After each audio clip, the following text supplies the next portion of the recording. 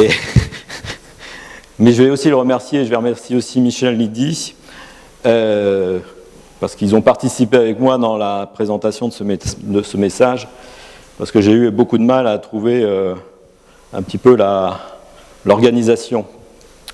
Quand on lit ce verset, enfin ces versets, je pourrais faire un message sur les idoles. Je dirais, c'était pas très compliqué de faire un message là-dessus, mais je me pose toujours la question, c'est un moment, finalement, ce personnage, moi, qui m'a intéressé, c'est ce fameux Démétrius. Pourquoi que la Bible en parle? Alors, Paul me dit, d'après toi, et que je réfléchisse, que j'essaye de comprendre pourquoi on nous parlait de ce fameux Démétrius. Ouais, ok, il fabriquait des idoles, ça on a bien compris. Mais pourquoi la parole en parlait? Je me dis que Tim tout à l'heure nous parlait de la bonne nouvelle, Jésus, bonne nouvelle, comme Paul, bonne nouvelle. Moi, si je suis Démétrius, oui, Paul, ta bonne nouvelle de Jésus. Si je donne mon cœur, je vais annoncer à tous mes artisans, j'ai une bonne nouvelle, Jésus vient vous sauver. Ah, j'ai oublié de vous donner la mauvaise nouvelle, tout le monde est au chômage demain. Ouais, en fait, le fin fond, c'est ça. Démétrius, pour moi, est-ce qu'il était un religieux fervent de la déesse Artémis? Honnêtement, j'en suis pas convaincu. Je pense plutôt que c'était un businessman qui avait compris que il avait des artisans qui étaient qualifiés pour faire des travaux, et puis qu'en fait, il y avait un business à faire. Les gens venaient et achetaient des petites statuettes pour les adorer. Si je suis businessman, très bon profit, puisque les gens sont prêts à dépenser n'importe quoi et n'importe combien pour obtenir ce genre de choses. Donc ça, c'est mon business. Et il y en a un là qui s'appelle Paul, qui me dit, qui est en train de dire, arrêtez d'acheter ces trucs, vous êtes en train d'adorer des fausses idoles. C'est ce qui me fait vivre et ce qui me donne à manger. Comment je vais te faire payer pour payer les factures de mon Mercedes à la fin du mois? Puisqu'aujourd'hui, on est dans ces mêmes situations. Aujourd'hui, vous avez les gens qui, et c'est comme ça, on va parler d'économie, vont utiliser les aspects de la religion, même si ça ne les intéresse pas forcément, parce que c'est leur business. Et notre Démétrius, il a dû, avant d'aller voir, de ramener ses artisans, il a bien entendu Paul qui disait, oui, et la question qui s'est posée, c'est, ok, alors, si j'adhère à ça, c'est quoi le business? Tu veux que je te fabrique des croix? Tu veux que je te fabrique des trucs? Et à mon avis, il n'a pas trouvé. Il ne sait pas trop quoi. Paul, il annonce un truc, mais c'est quoi le business derrière? Ou qu'est-ce que je peux en tirer comme profit? Donc, comme il ne trouvait pas de substitut, il s'est dit, on va essayer de dégager un petit peu ça, parce que ça, c'est mon business. Donc, il a rassemblé il a rassemblé ses artisans, et comme les artisans lui faisaient confiance, parce que c'était lui le grossiste qui récupérait toutes les fabrications, les artisans lui ont fait confiance, l'écoutaient. Et on le voit un moment dans le chapitre 27, quand je dis qu'il n'est pas très branché Artémis, c'est qu'il s'occupe plus de sa notoriété, de son business, de notre activité, et puis en fait, après, oui, ça découle de certaines conséquences. Mais Démétrius est là pour faire son business. Il accepte pas le compromis, il n'aime pas trop la concurrence. Enfin, de toute façon, il n'a pas trouvé de substitut. Donc il s'est dit, s'il y en a un qui commence à me faire concurrence, mon chiffre d'affaires, il va diminuer. Je vais gagner moins d'argent, comment je vais payer pour mes factures de mon Mercedes à la fin du mois? Lui, ce qu'il cherche, c'est un maximum de gains. Il est sur l'argent. Est-ce qu'on peut lui en vouloir, finalement? Moi, je dis que non. Il est dans le monde. Aujourd'hui, est-ce que vous pouvez en vouloir à quelqu'un dans le monde de gagner de l'argent? Il ne connaît pas Dieu, ou en tout cas, il ne veut pas en entendre parler, c'est pas son truc. Est-ce qu'on peut lui en vouloir? Non. Il fait son job. Enfin, il fait ce qu'il en... Je vais continuer un petit peu plus loin, parce que dans la situation, Démétrius entraîne, moi je dis que c'est un bon leader aussi, puisqu'il a réussi à motiver ses artisans pour on va aller manifester. Et là, on voit qu'il y a un effet de foule. On se retrouve. Alors l'effet de foule, on le retrouve tout le temps. Hein. C'est typique de l'être humain où quand on a un chef, on a tendance à le suivre. Et s'il y en a un, il y en a deux, il y en a trois, il y en a 10, eh ben, on se retrouve vite avec une grande foule derrière nous, parce que les gens naturellement suivent. Partout dans la parole, vous le voyez, Jésus s'est retrouvé face à des foules parce que vous aviez des gens qui étaient capables d'amener des foules vers. Alors pas forcément dans les mêmes meilleures situations, mais ça, c'est des effets de foule. Les gens ont tendance, et nous les premiers, à suivre un leader. Par contre, la parole nous dit, dans le verset 32, les uns criaient une chose, les autres une autre. Ça vous rappelle rien? Ah, j'ai rien dit, moi. Bah ouais. C'est très actuel, et dans les manifs, chacun y va de sa revendication. Oui, effectivement, il y a quelques mois, il y avait une revendication sur l'essence, et ça s'est terminé par... tout le monde y allait de sa revendication. Et dans les manifestations, c'est tout le temps comme ça. Mais je dirais même dans les entreprises, j'ai fait partie d'instances syndicales, c'est tout le monde y va de sa revendication. Et là, on est très... je revendique, oui, d'accord, mais moi, je voudrais que ce soit comme ça. Et chacun regarde son propre intérêt. On y trouve plutôt son intérêt à soi. Et on n'est pas tout à fait ce que nous demande la parole. Quand on est chrétien, on n'est pas dans les manifestations en disant « moi, je veux… » Enfin, voilà. On est plutôt tourné vers les autres. On est plutôt avoir envie de donner aux autres et d'être ouvert vers les autres. Après, on écoute, on mesure, mais on n'est pas dans la manifestation de dire moi c'est comme ci, ou moi je veux ci et je veux ça. Donc on a ce contexte-là où les gens suivent un peu naturellement, mais ne savent pas trop pourquoi en fait ils sont là. On va aller un petit peu plus loin. Je vais faire quelques remarques pour bien aussi comprendre le contexte. Quelquefois on oublie un petit peu les contextes historiques. Vous avez entendu quand je l'ai lu, il y a un secrétaire qui a dit attendez, calmez-vous, on va reprendre les choses. Il a dit à Démétrius, si tu as des choses à dire ou si tu n'es pas d'accord, il y a des endroits pour ça. À cette époque-là, on est à Éphèse. Éphèse, géographiquement, ça se trouve en Turquie aujourd'hui, dans cette zone-là. Éphèse, c'est à l'origine, si on remonte très loin dans le temps, c'était sous domination grecque. Et à l'époque, on est sous domination romaine.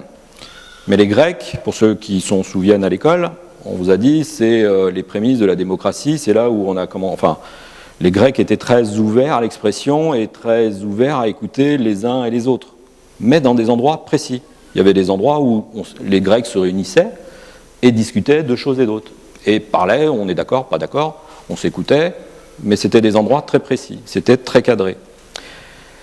Les Romains, quand ils sont arrivés, quand ils ont envahi, ils ont, un peu comme partout dans les régions qu'ils ont envahies, ils ont dit on va laisser les peuples locaux avec leurs habitudes, on ne va pas trop les bousculer.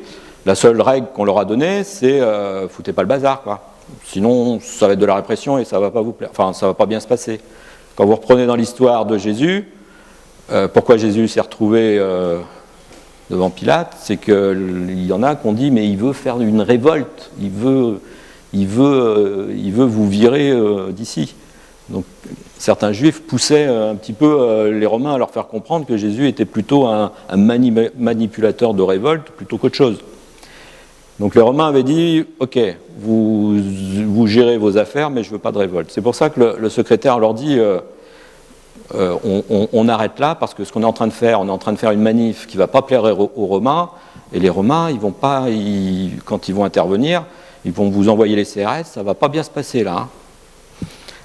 Alors, ça surprend, chez nous, on envoyer les CRS, il ne faut pas qu'ils tirent.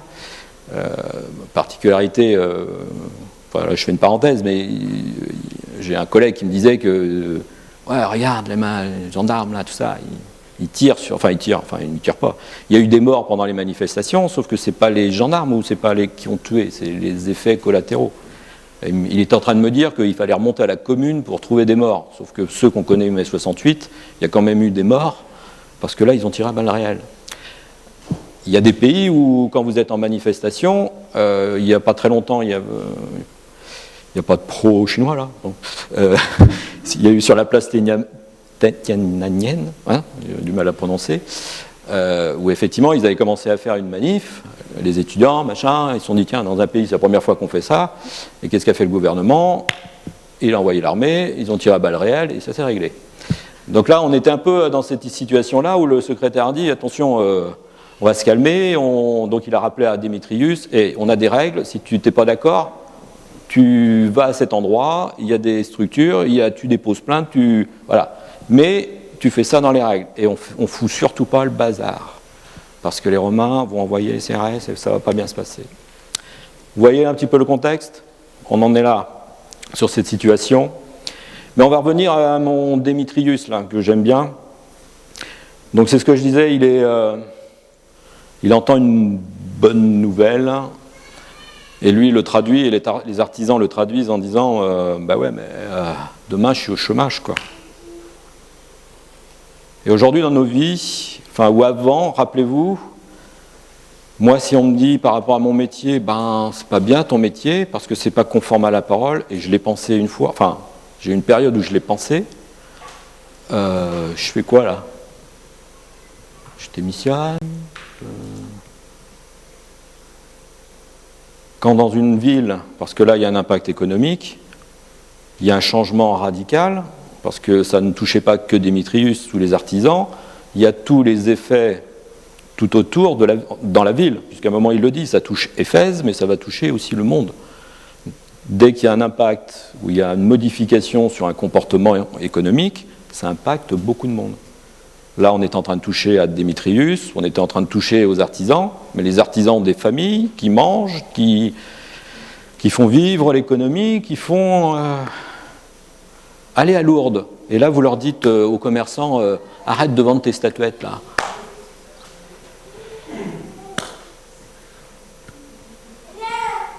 Vous allez voir comment vous allez être reçus. Hein.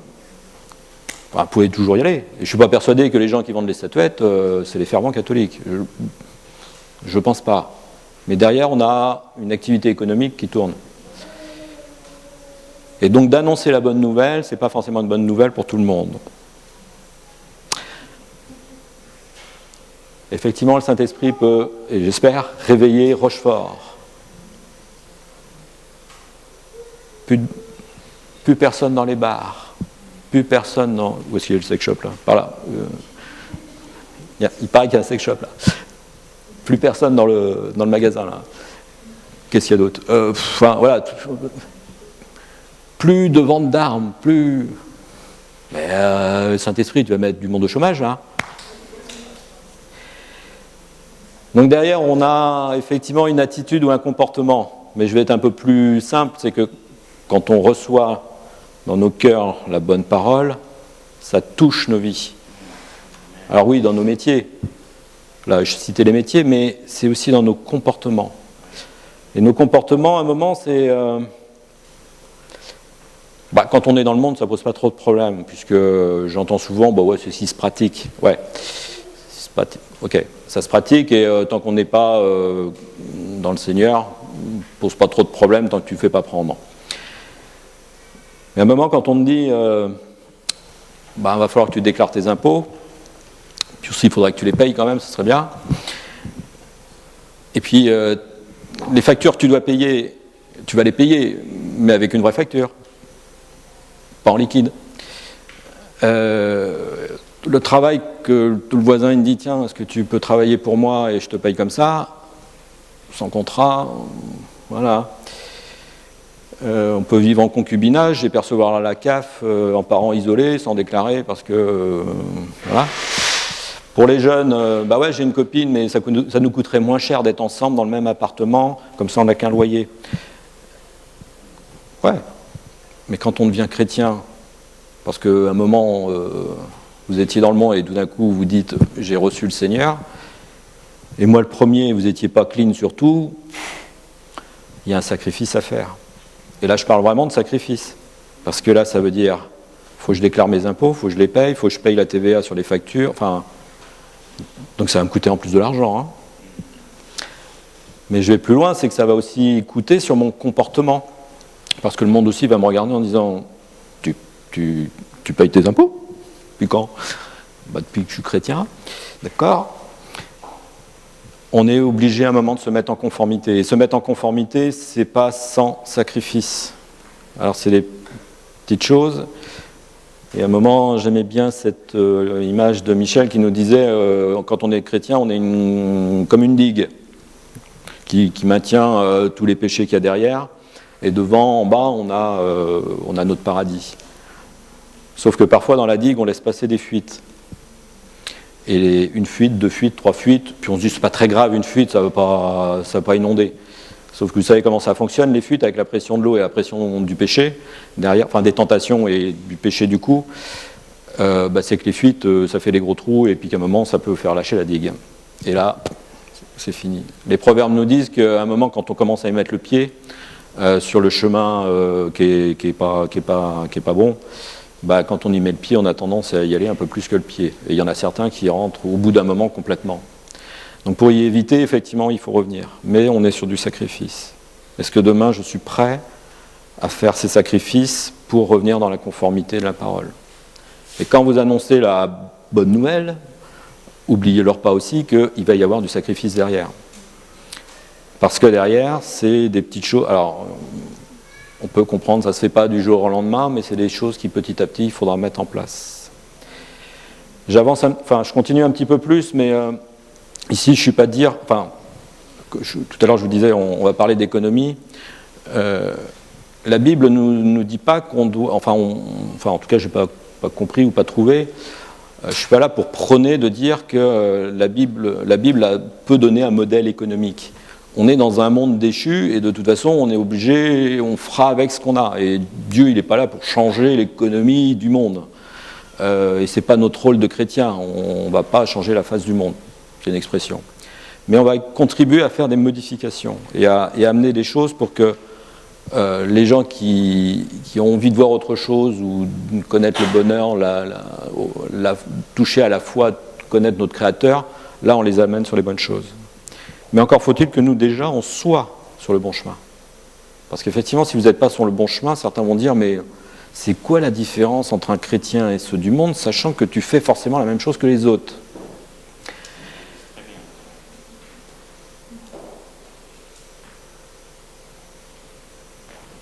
Ah oui, cherchez ma phrase, pour ne pas me tromper, mot à mot. C'est ce que j'avais écrit, nous ne faisons pas, plus partie du monde, c'est ce que nous dit la Bible, mais nous vivons quand même dans ce monde. Ça veut dire que même si ça se pratique, c'est pas parce que ça se pratique qu'on doit faire pareil. Il y a des lois, la Bible nous enseigne de respecter les lois des gouvernements, la loi fiscale, la loi du travail. Voilà. Ça, c'est être conforme à la parole. Alors vous allez me dire, mais en termes d'économie, comment ça se passe? Je suis allé voir un petit peu sur différents chiffres. La religion au sens large, je vais le prendre assez large, on va parler de religion parce qu'on met tout là, génère une économie mondiale très importante. Et j'ai pris un exemple au niveau des États-Unis, puisqu'à un moment on se posait la question à quoi ça sert les chrétiens, en gros. En fait, on génère aussi de l'économie, mine de rien, dans le monde. Et ça, on fait travailler des gens, on fait vivre des gens au travers de notre activité. Comme ce Démétrius, Artémis, il s'en foutait un peu, je pense, mais en tout cas, ça le faisait vivre. Et lui, ça lui suffisait. Donc nous, on a aussi dans ce monde où les gens qui ne veulent pas entendre parler de Dieu, par contre, ils apprécient qu'on les fasse travailler pour changer le toit, pour différentes choses. Donc on est là aussi pour faire tourner une économie. Et aux États-Unis, pour vous donner un chiffre, le poids de la religion au sens large pèse 1200 milliards de dollars. C'est 2 fois, vous prenez le poids d'Apple et de Microsoft réunis, c'est ce que ça représente, pour juste vous donner une idée. Alors ça, c'est le fonctionnement et l'échelle économique sur les États-Unis. Au niveau mondial, c'est beaucoup plus important, je n'ai pas réussi à trouver le chiffre, mais pour vous donner l'ordre d'idée, si c'est 1200 milliards de dollars aux États-Unis, vous imaginez ce que ça peut être dans le monde. Après, attention aussi à à l'effet économique, parce que derrière, on attire de tout. Démétrius, lui, il faisait ses petites statuettes. Aujourd'hui, on a des gens aussi qui sont capables, au nom de Jésus, donne-moi de l'argent. Là-dessus, on a vu un reportage avec mon époux, je ne sais pas si certains l'ont vu, enfin un mini-reportage. Je ne critique pas, je ne juge pas. C'est une émission qui s'appelle Genre Investigation aux États-Unis, qui ont parlé des télé-évangélistes. Quand vous les prenez comme ça, ouais, ils parlent de Dieu. Sauf que derrière, c'est pas tout à fait... Ils font pas que ça. Parce que derrière, le fait de parler de Dieu, d'annoncer la parole, c'est aussi donne-moi de l'argent. Si on donne de l'argent, enfin, si je reçois de l'argent et que je le réutilise pour faire des choses, oui.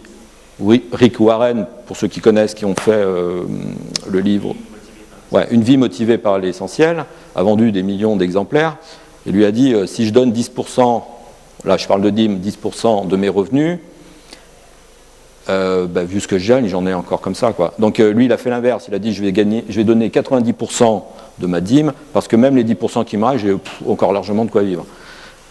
Ça, c'est un fonctionnement OK, parce que derrière, il va créer des instituts, et ainsi de suite. Rick Warren, sa fortune, je n'ai pas trouvé de chiffres. Je ne suis même pas sûr qu'il y ait une fortune.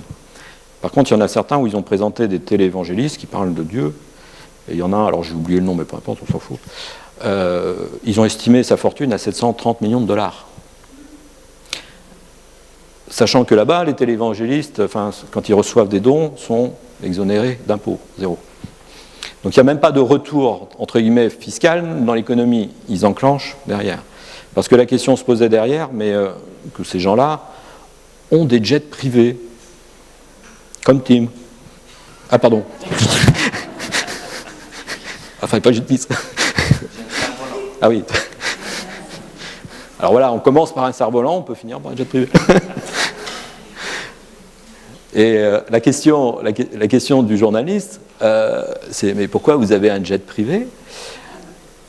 Et là tu te dis, on ne doit pas être sur la même planète. Enfin, c'est parce que quand je suis en l'air, je suis plus proche pour entendre la parole de Dieu. Ok, ça peut se discuter. Mais pourquoi vous ne prenez pas l'avion avec les autres ? Ah non, mais avec les autres, c'est le diable et c'est le démon, c'est le monde. Ok. Et il termine, c'est quand même... Quand on me l'a proposé pour l'acheter, pour me le vendre, c'était quand même une sacrée occasion. Donc ça aurait été dommage que je passe à côté de l'occasion. Bon, l'avion, il valait 75 millions de dollars. C'était vraiment une occasion, parce que je ne sais pas combien il devait valoir sinon. Mais, donc voilà. Je ne suis pas persuadé que... Voilà. Ok, on est donné, mais attention à ce qu'on fait, et nous les premiers dans notre comportement. Et certains, alors si vous voulez gagner de l'argent, allez aux États-Unis, si vous parlez bien anglais, télé-évangéliste, et ça va le faire, hein, là vous allez en gagner de l'argent. Donc attention dans les modèles économiques, le Seigneur nous dit, oui c'est bien de gagner de l'argent, contrairement à ceux qui disent que c'est pas bien de gagner de l'argent, moi je dis que ceux qui vous disent que c'est pas bien de gagner de l'argent, c'est un peu leur excuse de feignant, hein, excusez-moi, mais la Bible ne dit pas que l'argent est mauvais, elle est simplement, c'est dans l'utilisation que tu en fais. Elle a permis aussi, et vous le voyez, vous relisez la parole si vous ne l'avez pas encore compris, que le Seigneur a béni beaucoup de personnes avec l'argent. Parce que ces personnes, et vous prenez Job, il n'a jamais eu autant qu'il avait eu avant. Il n'a rien demandé, rien demandé. Oui, il n'a pas dit donne. Le Seigneur a béni, parce que Job a utilisé les fruits de ça. Vous connaissez tous Rockefeller. Ça vous dit quoi, Rockefeller ? Premier mot qui vous vient. Ouais, ok. Pétrole, argent. Mais Rockefeller, c'est quelqu'un qui était chrétien. Qui est chrétien. Il est mort, mais qui était chrétien. Tropicana. Il y en a qui boivent du Tropicana ? C'est le jus d'orange, là. Tropicana, le patron, c'est un chrétien. Est-ce qu'on peut lui en vouloir de gagner de l'argent ? Non, surtout que l'argent qu'ils gagnent, ils l'ont réutilisé pour faire des choses. Et ils n'ont pas dit parce que Dieu m'a dit, il faut que tu me donnes de l'argent. Ils ont trouvé le business, comme Démétrius a trouvé le business. Bon, certes, il n'était pas chrétien, mais ils ont trouvé du business, ils ont fait travailler des gens, et derrière, ils ont joué un rôle économique dans le monde. Et vous avez beaucoup de gens aujourd'hui qui gagnent de l'argent et qui font profiter derrière de construire des églises, d'aider les associations, mais ils ne le font pas parce que Dieu m'a dit qu'il faut que tu me donnes de l'argent tout de suite maintenant. C'est pour ça que dans les manifestations, de dire il y a des riches qui devraient donner de l'argent aux autres, moi j'ai écouté le patron de Free qui dit mais j'ai pas volé moi. Si j'ai de l'argent aujourd'hui, je gagne des millions, mais je l'ai pas volé. J'ai travaillé, il a eu l'idée de faire de la téléphonie informatique, mais il ne l'a pas volé, et il a raison. Est-ce qu'on peut en vouloir aujourd'hui à des gens qui gagnent de l'argent parce qu'ils ont travaillé? Ouais, mais la Bible a dit que l'argent c'était pas bien. Ouais, feignant. Excusez-moi, je provoque, mais volontairement. Aujourd'hui, dans nos vies, le Seigneur peut vous bénir au travers de l'argent. La seule question derrière, c'est qu'est-ce que vous allez en faire? Je vais juste prendre mon cas. Je vais pas trop. Pour ceux qui ne savent pas, je suis directeur d'agence bancaire. Donc je gagne de l'argent, excusez-moi. J'ai eu des situations où à un moment, si j'en suis là aujourd'hui, moi je considère que c'est le Seigneur qui m'a amené là. Alors ok, parce que j'ai bossé aussi, mais je travaille, en plus je suis directeur d'agence sur le château d'Oléron, là où j'habite à 7 km de chez moi. Le fait d'habiter à 7 km de chez moi, en tant que directeur d'agence, je touche une prime d'indemnité de logement. Et c'est arrivé, même moi encore, je ne comprends pas tout, même mes collègues non plus d'ailleurs. Parce qu'à l'époque, pour avoir ce poste, on passe des entretiens, il y a tout un processus. Et j'étais en train de dire, Seigneur, si tu décides que ça soit là, pour moi, ok. Si c'est autre chose, on verra autre chose. Je n'ai passé aucun entretien. On m'a appelé un vendredi soir, c'est la direction commerciale qui m'a appelé en me disant, il y a un poste là, est-ce que ça t'intéresse? Bah ouais. Et avec mon épouse, quand ça a été validé, la première question, c'est qu'est-ce qu'on fait de cet argent? Qu'est-ce qu'on fait de cet argent? Parce que mon salaire a progressé, moi je suis transparent là-dessus, mon salaire a pris 25% d'un seul coup, du jour au lendemain. Vous dites, ça n'arrive pas tous les jours. Ben non, mais c'est arrivé. Et c'est... Moi, j'imaginais même pas que ça pouvait arriver comme ça, quoi. Le Seigneur nous a bénis là-dessus et on s'est posé la question, qu'est-ce qu'on fait de cet argent? Donc on l'a utilisé effectivement pour différentes choses. J'aurais pu acheter une Mercedes, que je suis quand même le seul directeur d'agence à rouler en Twingo quand j'ai la réunion. Pardon? Oui? Ouais. Ça fait sourire tout le monde. Que la seule Twingo sur le parking, à côté des BM et des Mercedes, c'est moi. Je vous dis, ça fait drôle la première fois que quand vous êtes garé entre deux voitures et vous arrivez, vous dites merde, non, pardon. Zut alors, on m'a volé ma voiture. Non, c'est qu'elle est entre deux, puis vous la voyez plus. Bon. Oui, effectivement, j'aurais pu acheter Mercedes, ou je pourrais même encore que je dois changer de voiture, mais c'est quoi les fruits? C'est quoi les fruits? Le Seigneur m'a donné des fruits, qu'est-ce que je peux en faire? Comment je peux l'utiliser? Donc derrière, on est bien en rôle économique. Dieu nous donne des fruits, on doit vraiment les utiliser. Et les fruits, ils ne tombent pas du ciel. C'est pas très joli comme image. Ça ne vient pas comme ça. C'est qu'à un moment, le Seigneur, il nous teste, il nous met à l'épreuve parfois. C'est, tiens, je te donne un peu et on va voir comment tu gères. Et on va continuer, on va avancer. Donc derrière, on peut faire beaucoup de choses. Mais c'est nous qui devons le faire. Et avec quel sacrifice? Effectivement, rouler avec une Mercedes, c'est quand même plus sympa qu'une Twingo. Voilà. Ça va plaire au monde si j'achète une Mercedes. Mais c'est pas ce que m'a demandé le Seigneur, et moi, c'est pas ce que j'ai envie de donner au Seigneur. C'est pas ce que j'ai envie de donner aux autres. Donc la parole, elle nous remet tout le temps en question sur nos comportements et nos habitudes. Suis-je prêt à accepter certains sacrifices?